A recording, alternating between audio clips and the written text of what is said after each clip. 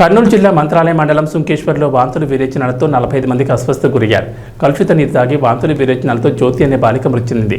45 మందికి అస్వస్థతకు గురి కావడంతో చికిత్స నిమిత్తం ఆదోని ఎమ్మిగనూరు ఏరియా ఆసుపత్రికి తరలించారు. గ్రామంలో మురుగు కాలువలో కొళాయి పైపులు ఉండడంతో ఇలాంటి ఘటనలు చోటు చేసుకున్నాయని గ్రామస్తులు తెలిపారు. గ్రామంలో మురుగు కాలువలను శుభ్రం చేసి తాగడానికి మంచినీరు అందించాలని గ్రామస్తులు కోరుతున్నారు. గ్రామంలో పేషెంట్లను చెక్ చేసి అలాంటి సింటమ్స్ ఉంటే వెంటనే వారికి చికిత్స అందిస్తామని డాక్టర్ తెలిపారు.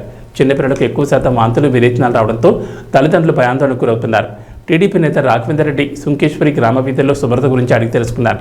మంచినీరు అందిస్తానని రాఘవేందర్ రెడ్డి హామీ ఇచ్చారు.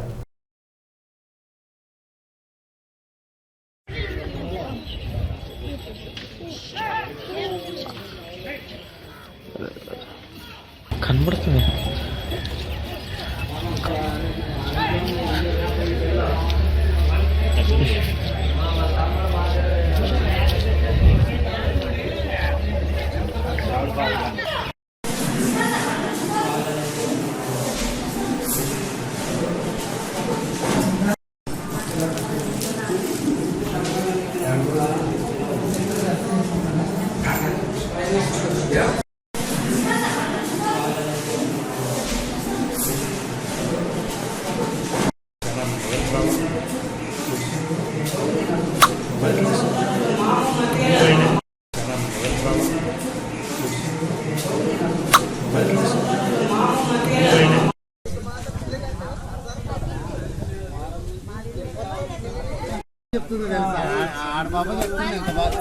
ఎట్లుందో తెలుసా మీ ఊరిని మార్చాలి మీరు.